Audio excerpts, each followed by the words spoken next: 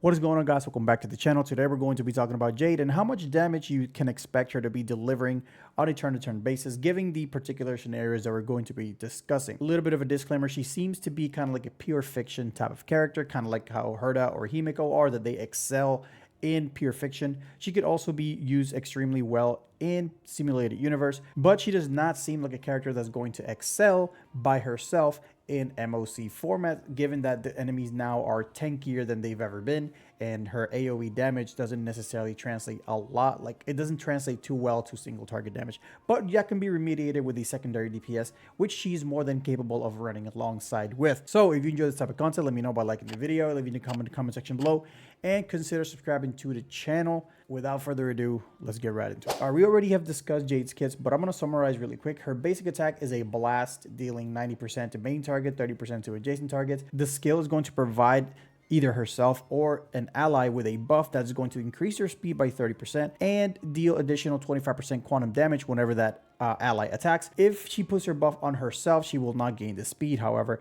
And then also the ally with the status, or the ally with the buff, is going to have their HP consumed by 2% every time they fire off an attack. This is proving to be an extremely good synergy with homie Blade, and you guys know I already like Blade, so you guys already know I'm probably going to pull for Jade just because of that. Her ultimate deals 240% quantum damage to all enemies and enhance Jade's talent follow-up attack by 80% for 2 activations, kind of like how Dr. Ratio has 2 activations after he ults. She does the same thing. The next 2 follow-up attacks following her ultimate deal 80% increased multiplier in the skill multiplier. All right, to summarize the talent, she's going to be gaining some charges or stacks depending on how many enemies each attack hits. Depending on how many enemies you hit, you're going to gain that amount of stacks, and when you reach 8, you're going to fire off a follow-up attack. She's also going to be getting these things called pawned asset, and per stack of pawn asset, she's going to have her crit damage increased by 2.4% and her attack increased by 0.5%.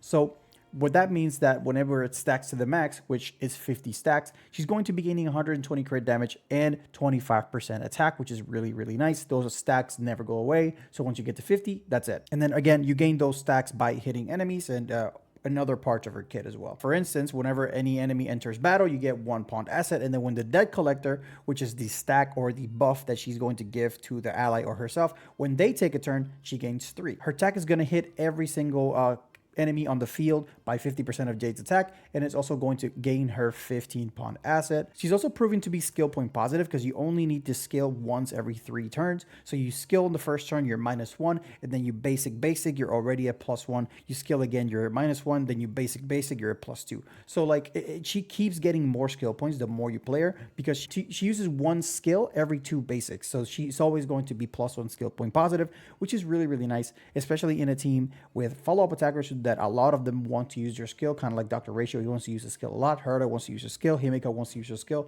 So she's going to be providing some skill point positivity into the team whenever she is not in a hyper carry scenario. Following with the traces, when the battle starts, Jade's action is advanced by 50%. This is for her to put her buff on whoever. That's for her to put her buff and get going. Trace stats, quantum by 22%, attack 18, and effect res by 10%. Moving on to the calculation portion, the new follow-up attack set gives you 12% attack, which is already here, and then it's also going to give you 6% crit rate on the 4-piece set, and it's also going to increase your ultimate damage by 36% after you after you launch the follow-up attack, and it also lands for 1 turn. So she's going to be launching a lot of follow-up attacks, and then whenever you do that, after you follow-up attack into an ult, and then your ult is going to do 36% more damage. It's a very iffy set. Only people kind of like her can use it. I don't think anybody else can actually use it to its max potential. Sure, yeah, we'll take it. It works for her. So if you're gonna farm her, I think the quantum set's probably gonna end up being a little bit better if I'm being completely honest. But the 6% crit rate is actually really strong. I know there's a new planar set coming out, but I think Salsoto's is gonna end up being a lot better because it gives you 15% in ultimate, and it also gives you 15% on the follow-up attack. Most of her damage is going to come from follow-ups and ultimate. So this is just, it just fits perfectly. She also gets 8% crit rate from it. So it's just, I don't understand why. Like I wouldn't farm a new set for the possible marginal difference that this is going to be. If you have Salsoto pieces, use Salsoto pieces. I'm going to be using the Seriousness of Breakfast, and this is going to give us a 24% attack buff and a 24% damage buff when it's all stacked up. So it's actually very, very strong. It's also fully free to play. You can get it in the MOC shop. And yeah, very good Lycone for her. I mean, there's also a lot of Lycones. Her signature Lycone is really good for her too. but this is a really free-to-play one.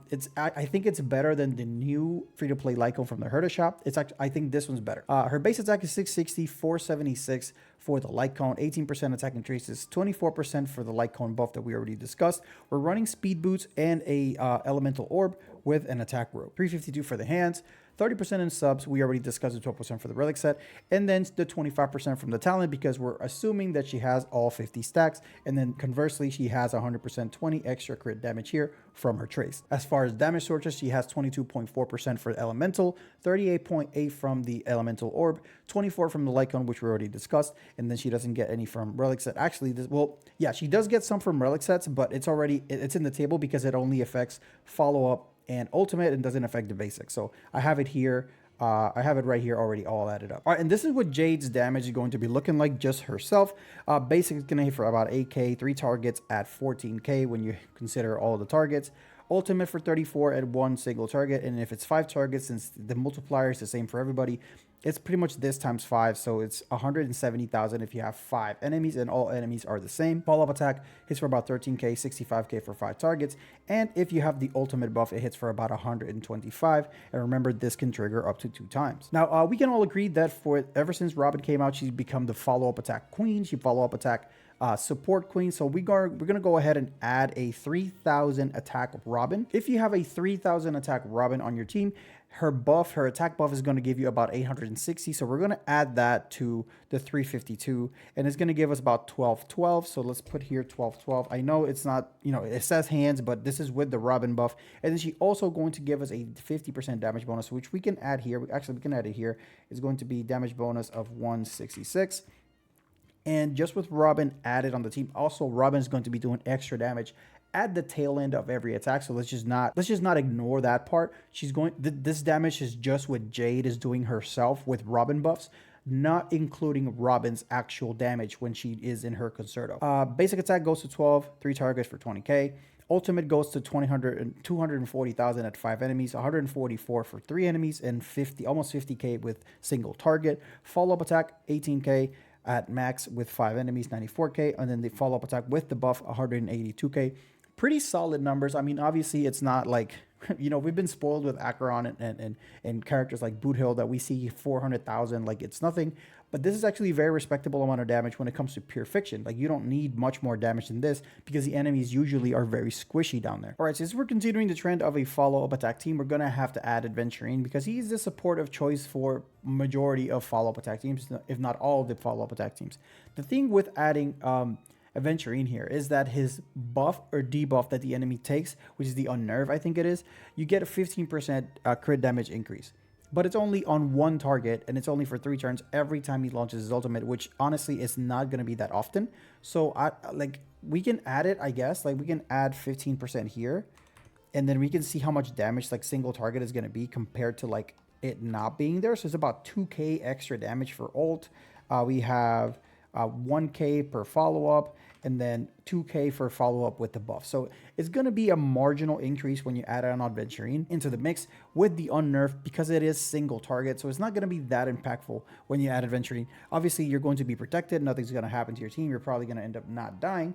But the actual damage bonus you get from adding Adventurine and him putting the debuff on the enemy because it's one enemy, it's not going to be that impactful, at least for Jade. All right, let's say we're going to swap Adventurine for a character because we're not worried about sustain. Let's say we're not worried about sustain, and then we want to add another character that buffs our team. Obviously, Ruan Mei is the first one that comes into mind. We can add Ruan Mei here. It's going to buff her damage into Oblivion. So let's add Ruan Mei. She's going to add a 68% damage bonus. So this is going to be 92% damage bonus with 100% break effect. She's also going to rest pen you for 25%.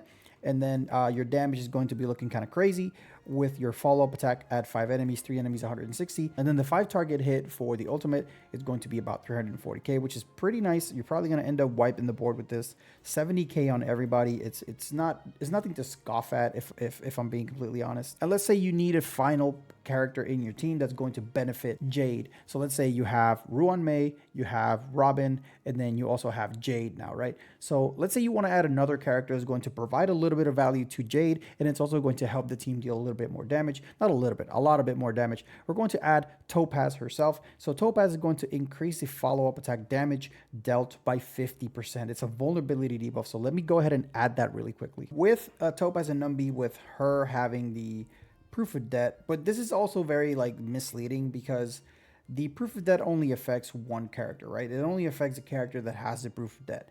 And it's going to be 80k here, and then with the, let's take that away. So it's going to increase the single target damage by about 37k, well 27k, which is a lot. It's about 50%. It's an actual 50% damage increase, how it is with the vulnerability. There's a 50% damage bonus increase, which is pretty significant for a single target damage. Okay, it doesn't affect everybody obviously, because proof of debt can only be held by one character at the same time. But this way, Jade is going to have a much easier time dealing with single target enemies if you have Topaz and Numbi. Another character is going to be really strong with Jade is going to be Blade. However, they don't buff each other. Like Blade gets buffed by Jade's buff. He gets a little bit more speed. He deals a little bit more damage coming from Jade herself. So to kind of like paint a picture of how much damage the extra 25% damage is going to be doing, we can actually change this to 25%. And this is how much extra damage you're going to be doing to every enemy every time you hit them, if you consider this build right here. Obviously with higher investment, because this only has 4,000 attack, okay? This is with a Robin buff, attack rope, some light cone that gives you attack, 4-star light cone. So you can very much, if you have a Robin, you can very much have about 5,000 attack. The attack could be a lot higher. So this can be a lot higher. But as of right now, this is what it's going to be.